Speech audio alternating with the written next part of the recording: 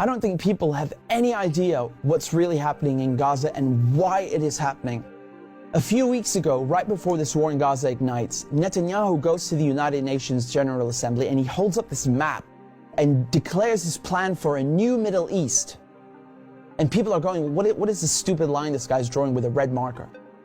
What it is an economic corridor that stretches all the way from India to the United Arab Emirates, into Saudi Arabia, into Jordan, Israel, and then finally to the entire European continent. I mean, the United States at this point, seeing their influence starting to fade, seeing the relevance of the dollar recede after they stole $300 billion from Russia. You have all these spooks in Washington and Tel Aviv, running around desperately trying to counter BRICS and counter China's new Silk Road. And this is their answer. This is a rival to the new Silk Road. Remember, the ancient Silk Road is the largest, most important trade route in human history. This thing is enormous. It stretches all the way from China to Syria to the Mediterranean Sea. The Chinese know how important this thing is and they want to revive it. It is the future of world economics, trade, and politics. Within the span of a few weeks, Iran and Iraq have signed a railway deal. So now you have a rail link for the new Silk Road. And President Assad of Syria, who the West have been trying to isolate for over a decade, is now visiting China, the world's largest economy, and signing a strategic partnership. This is pivotal. So now the new Silk Road has rail access all the way to the Mediterranean Sea through Syria's port in Latakia. So not just land, but maritime trade. This is crucial. And as enormous and important as all of this is just one aspect. This is just one aspect. You still have the gas. How can we talk about the Middle East without talking about gas and oil? When the US instigated the Maidan coup in 2014, that wasn't just about NATO expansion and encirclement of Russia. This was about surrounding, controlling, and cutting off Russian gas to Europe. Russia is the country with the largest proven reserves of natural gas. Control Ukraine, and you control the pipelines that feed and supply Russian gas to Europe. For decades, you've had US politicians, Republican and Democrat, from every administration, openly saying on camera, we don't want Nord Stream. There will be no longer a Nord Stream 2. We will bring an end to it. You want to have pipelines that don't go through Ukraine and Russia. For years, we've tried to get the Europeans to be interested in different pipeline routes. It's time to do that.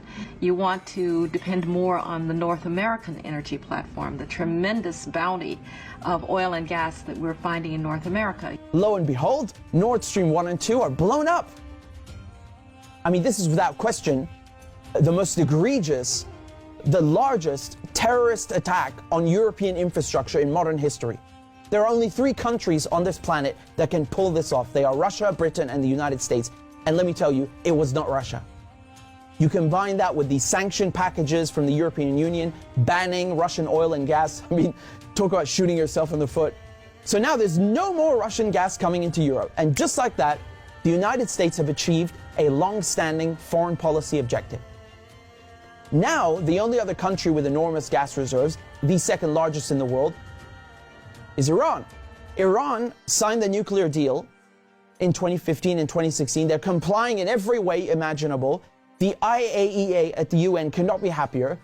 And then the United States, the guys who orchestrated the whole deal, go back on their word and they rip it up just like that and reimpose sanctions on Iran. So now Iran is barred from selling its oil and gas to Europe and others.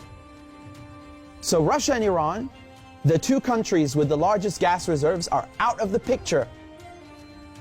Then Israel, all of a sudden, proposed themselves as a solution to the European Union's gas shortages. Take our trilateral energy, for example, that we closed in June with Egypt and Israel. It has played an important role in our strategy to get rid of the Russian fossil fuels. How convenient. How convenient. In 2010, they conduct a geological survey and find this monstrous giant gas field in the Middle East. It's called the Leviathan, and it's in the Mediterranean Sea on the Levantine Basin. That means it's right off the coast of Palestine, Lebanon, Syria. Syria initially declines offers over its gas reserves and simultaneously refuses to lay pipes for a Qatari gas project. What a coincidence! Barely a year later, war breaks out in Syria. And who's funding it? Qatar and Israel and the United States are just some of the parties funding and running this war to overthrow the government in Damascus. Today, the United States control 1/3 of Syria. They control all of Syria's oil fields, and Israel is bombing Syria's most vital port, Latakia, on a regular basis. So they're cutting off all the oil revenue and destroying, crippling any maritime activity, such as trade, such as gas exploration. Another major port on the Levantine coast is in Beirut, which mysteriously explodes in 2020. And so Israel, proposing itself as a solution to Europe's gas shortages, shows up with an FPSO, this enormous gas extraction vessel, and tries stealing gas from Lebanon's Karish gas field. And, this reignites a huge maritime border dispute. And Israel has to go and beg the United States to solve this diplomatically, because Hezbollah said, if you steal 1 cubic inch of our gas, we will fire our missiles on your ship. Now we come to Gaza. Gaza also has its own unexplored gas field. Gaza is also a concentration camp run by the Israelis, and it's been under siege by Egypt and Israel under naval blockade since 2007. I mean, you can't even fish properly, let alone extract gas. And so now, the Lebanese, the Syrian, the Palestinian ports, they're all out of action, and the only working port left in the coast is the Israeli port on Haifa. I mean, how convenient. This makes Israel the only one able to explore gas and implement an economic corridor like the one that Netanyahu held up at the UN. So in other words, Israel and the United States together killed off all the competition, stole their goods, and cornered the market. But as winter is approaching, Israel desperately needs to get that gas for Europe. But there's no stability. There can never be stability in the region without solving the Palestinian question. And so when Netanyahu shows up at the UN with his brilliant plan, the Israelis thought, oh, it's a done deal. They'll just get Saudi Arabia to normalize ties and thereby extinguish the Palestinian issue once and for all.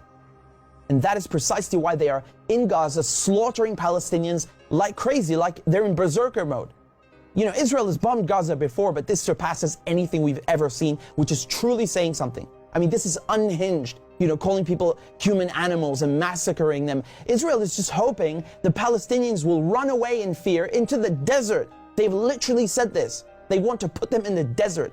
They want people in Gaza to go to the Sinai desert and push the people in the West Bank into Jordan. This is genocide and ethnic cleansing without question. But it also has economic and geopolitical implications. Hamas and the collective resistance, when they found out about Israel's plan and Saudi Arabia's wishes to normalize ties with Israel, which would destroy any hope of a Palestinian state, this forced their hand. It became clear they needed to act and respond immediately, lest Palestine be lost forever.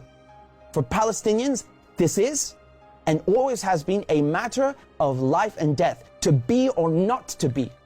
Either the resistance axis and the global south expel the American and Israeli colonizers from the Middle East, or Israel and the United States will continue occupying the region, choking off the new Silk Road, plundering Syria's oil, and keeping Russian, Iranian, and Arab gas cut off from the world market.